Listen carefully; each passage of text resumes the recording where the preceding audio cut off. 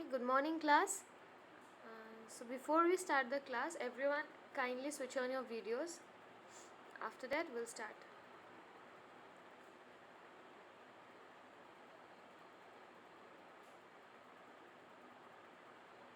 Yes, everyone kindly switch on your videos.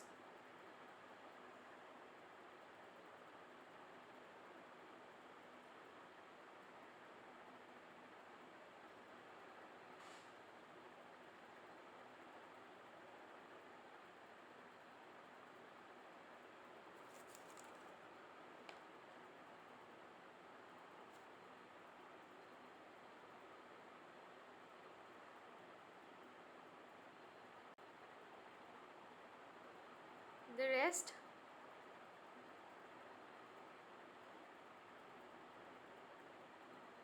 yes, the rest kindly switch on your videos. I can see more people here.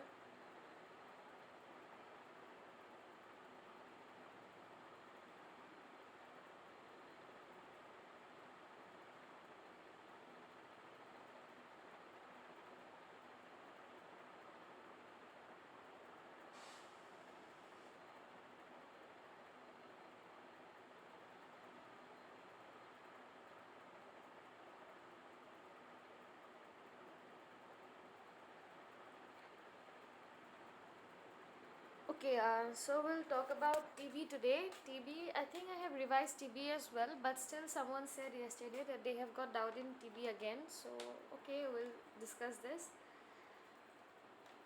So TB, it is caused by a bacteria, okay, not by virus, not by fungi. It is caused by a bacteria. I mean, the pathogen is a bacteria, and the name is Mycobacterium tuberculosis. Okay, and the sources are, means the reservoir of infection can be both human as well as bovine animals. Now animals are divided into two types, canine and bovine. Okay, the animal kingdom, if you talk about canine, if you say, then those are like cats, okay, dogs, these are the canine animals.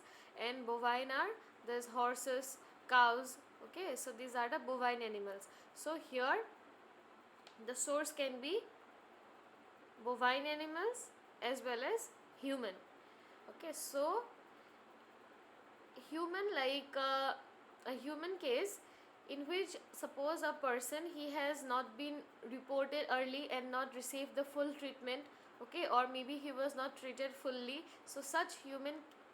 Okay, can you hear me now?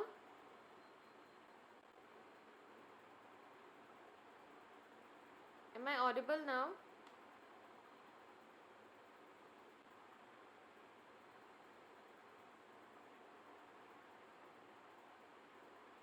Am I audible? Okay.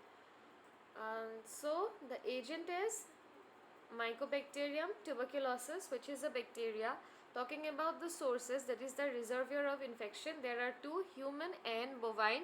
Bovine animals means animals such as the cows, okay, and human sources may be the one, the human cases who have not received the treatment fully, or like who were reported late, because of which the treatment could not be fully done. So in those cases, such human beings can be a common source. And bovine infection source is like the infected milk of the cows. Okay, so that can be the source. Talking about the mode of transmission, then this bacteria can be airborne or they can be transmitted by droplet infection as well. Next is the incubation period, which is 3 to 6 weeks. Means after the infection you will require a time period of 3 to 6 weeks to show the signs and symptoms. Now what can be the common signs and symptom in TB? Of course, cough. Okay, cough, and cough is like it lasts for more than 3 weeks. Okay, after the incubation period, after the incubation period of 3 to 6 weeks, you will start having cough, and this cough will again last for a period of like 3 weeks. Okay, and then there will be coughing out blood. Okay, coughing out blood. And what is the term for coughing out blood, the medical term?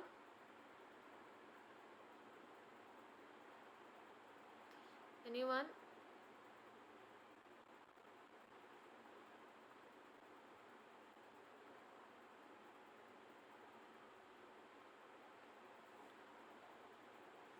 What is the medical term for coughing out blood?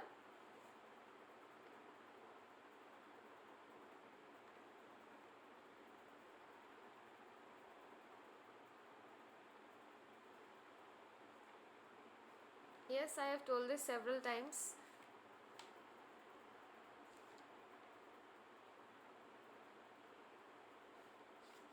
Yes, say, this is the third time I am doing TB. And I have also discussed this term many times. Tell me, what is the term for coughing out blood? The medical term.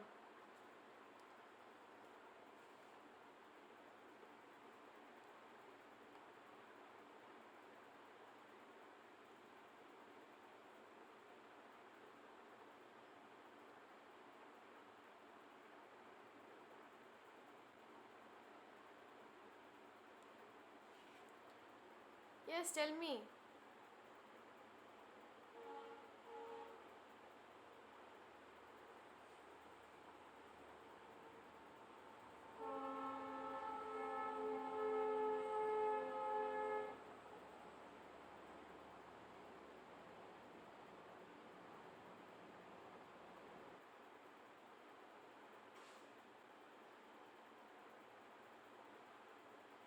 Yes, the answer is hemoptysis. Okay. So I hope you all remember. The rest remembers this as well. I hope so. So the term for coughing out blood is hemoptysis, which is an important symptom in case of your TB. Okay, where you cough out blood. The next is weight loss. Weight loss and then loss of appetite. Then there is also a medical term for loss of appetite. What is the term? Anyone?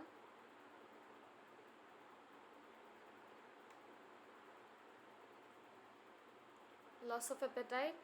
What it is known as?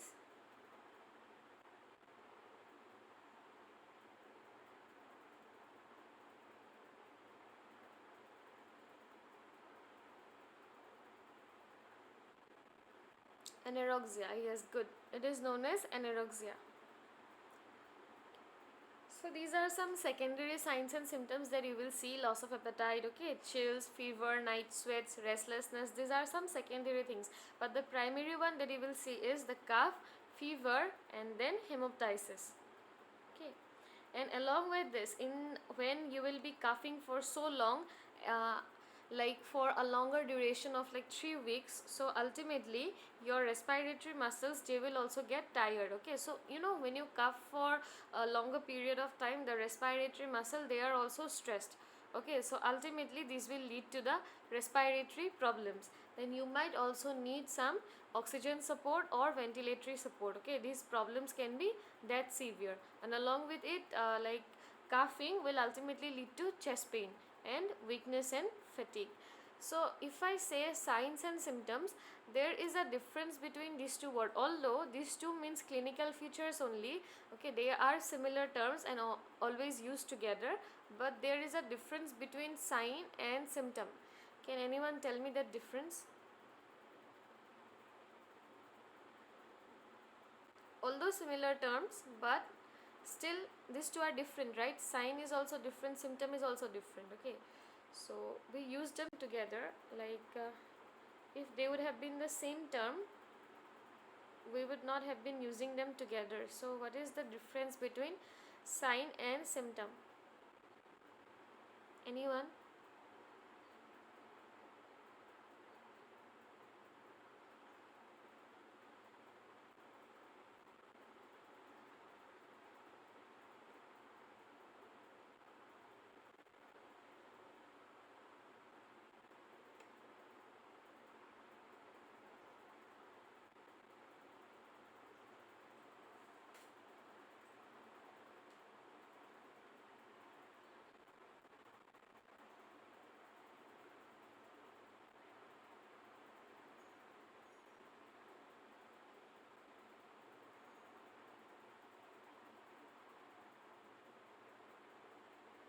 Do you know the difference?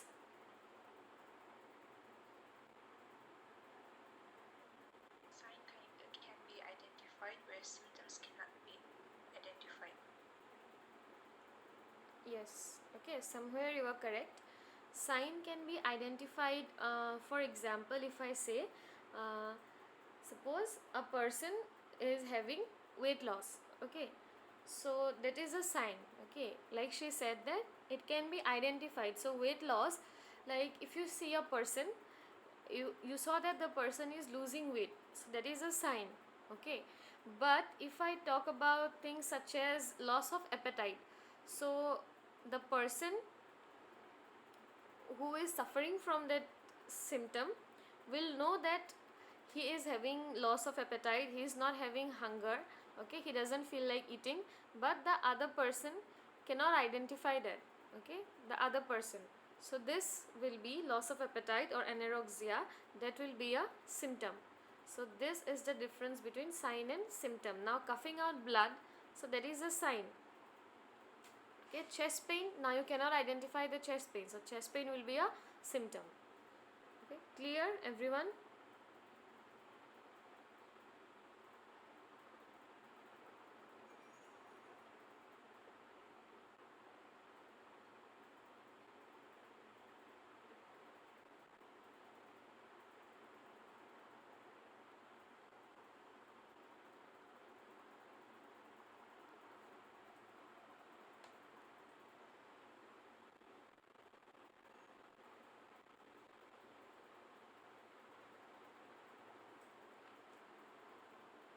Okay, so these are some of the signs and symptoms here.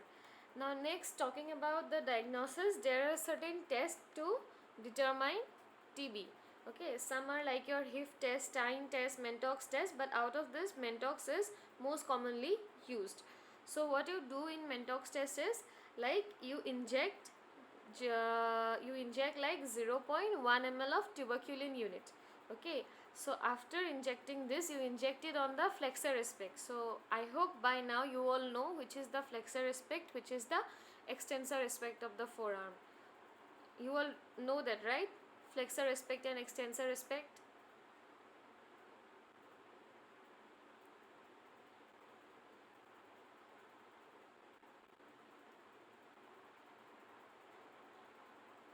Okay, so what you do here is you inject tuberculin unit 0.1 ml into the flexor aspect of the forearm. Okay, so flexor aspect can be in the leg as well, in the arm also, but here you inject in the forearm only.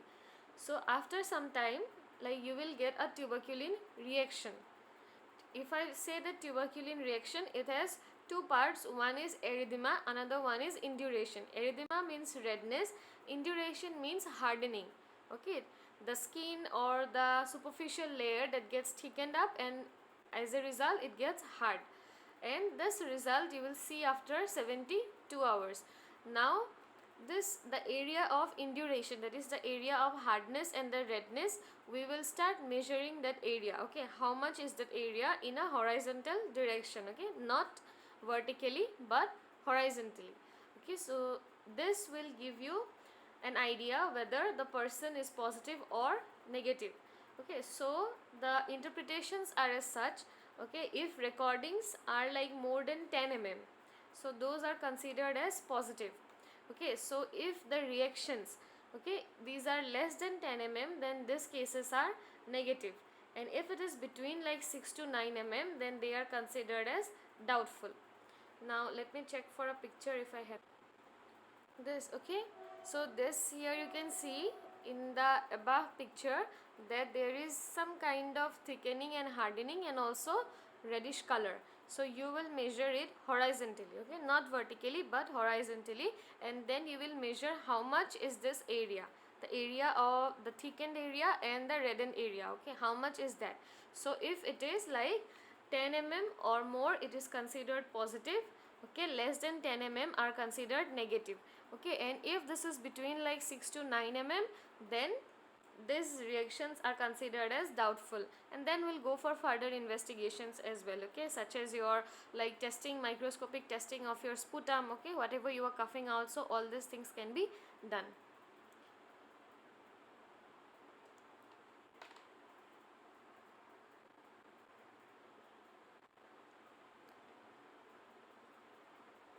Now talking about the treatment, we have two types of drugs. One is bacteriostatic, another one is bactericidal. Bacteriostatic means, the name itself says that, static means stopping something. So it is stopping the growth of the bacteria, that is bacteriostatic. Now if we say bactericidal, means it is killing the bacteria.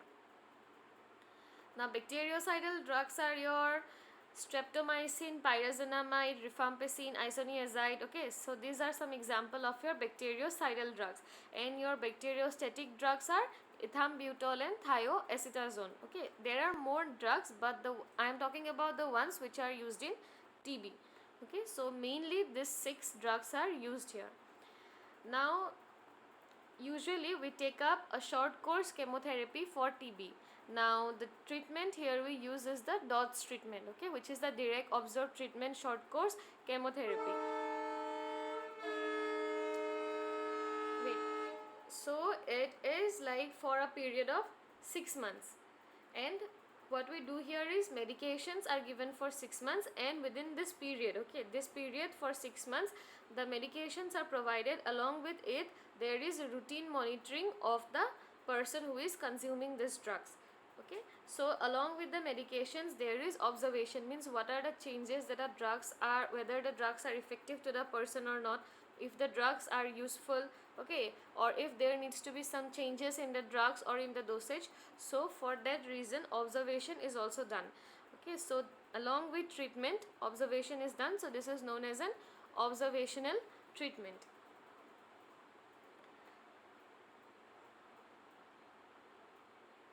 Now there are certain advantages of the short course chemotherapy, that the patient compliance is more. That means the patient, they adhere to the treatment program, okay, they follow the treatment program, and there is low failure rate, and there is like low emergence of drug resistant bacilli. So what does this means? This means that usually when we keep on using a certain drug for a particular pathogen, maybe bacteria, maybe virus, ultimately that pathogen, it starts developing its own protective shield against the chemical organism that we were using to kill it. Okay, so like if you use the same drug for a certain period of time, ultimately the pathogen will stop responding to that drug, means it will become resistant to that particular drug. But here if we use these drugs, they are strong enough so that there is no more emergence of other kind of bacilli. So this is what is meant by the low emergence of drug resistant bacilli. Clear? You understood this point, or you want me to repeat this?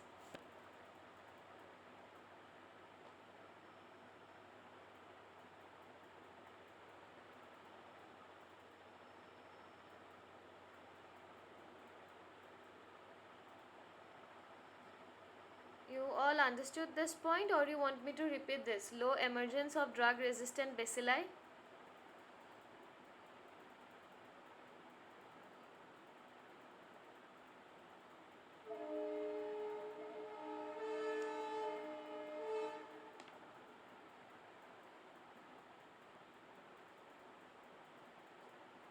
Yes, is it clear, or you still have doubts? If you have doubts, I'll repeat this again.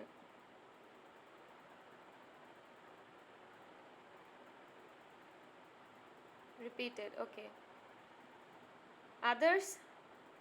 You all understood or want me to repeat?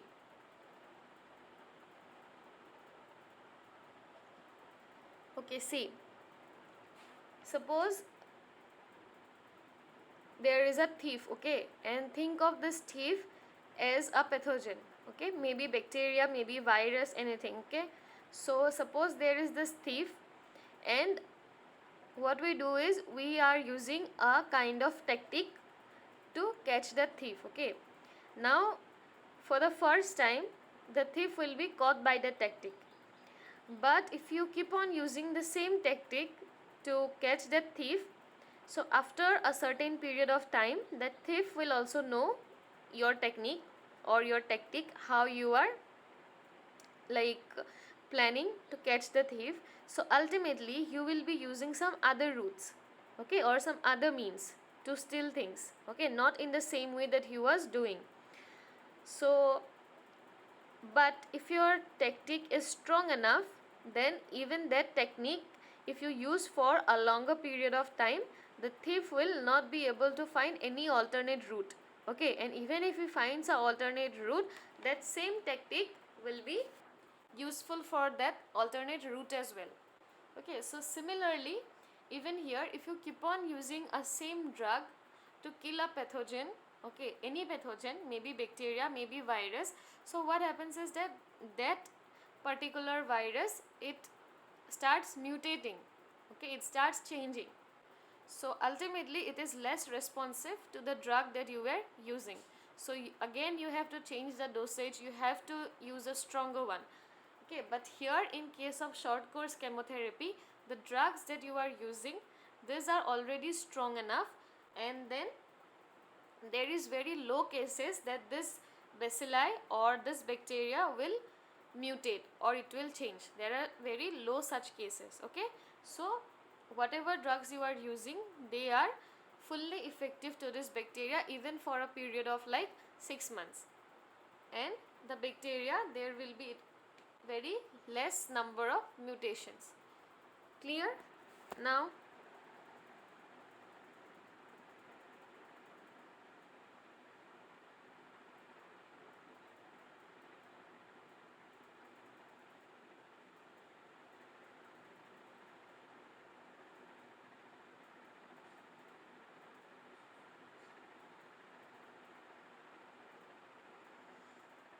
Yes, and you can even see in the, if you see the news, you will see that this coronavirus, that is also mutating, right? So then the antibodies that were developed by some vaccines may not be as effective to the newly mutated strain.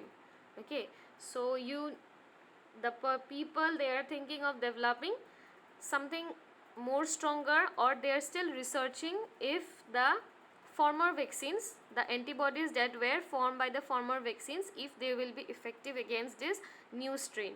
So this is what is mutation. They keep changing. And why they keep changing? Because ultimately this bacilli, they are well acquainted with the ways that are being used to kill them or to stop their growth.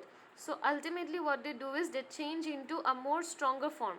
Okay, so when they change into a stronger form, so the former medicines, okay, or the former drugs, whatever you were using, they become no longer effective.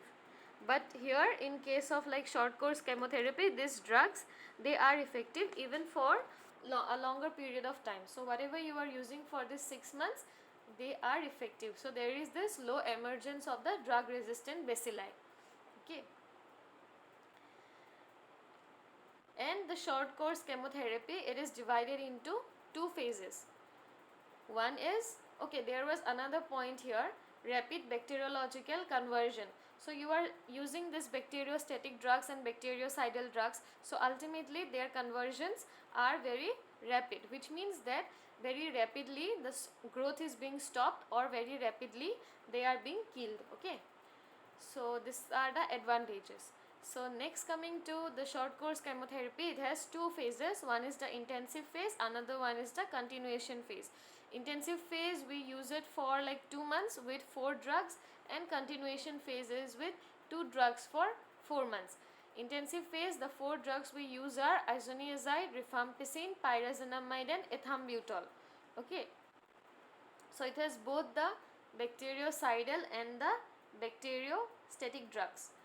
And next, talking about the continuation phase, so this is the second phase.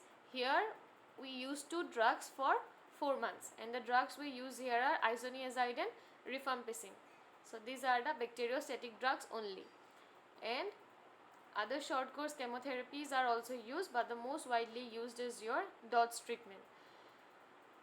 Now talking about the vaccination, the vaccine is BCG vaccine, which stands for Bacillus calmette-guerin. Calmette and Guerin are nothing but the name of the 2 French scientists who have developed this vaccine. Okay, so the vaccine goes by their name. It is Bacillus is the bacteria, and then Calmette and Guerin are their names who have developed it. So clear, TB?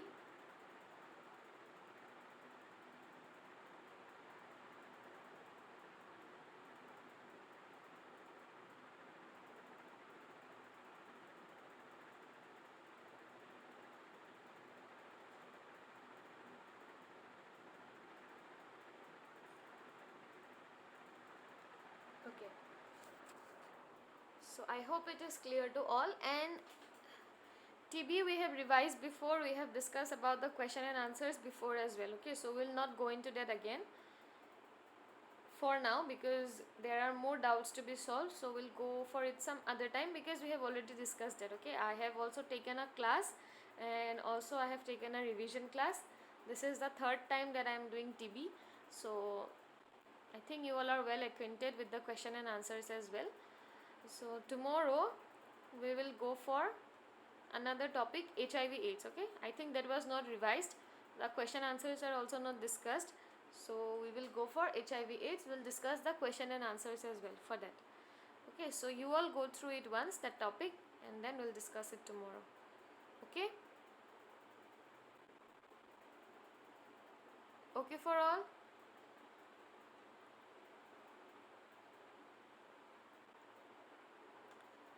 Okay, so we'll end the class now.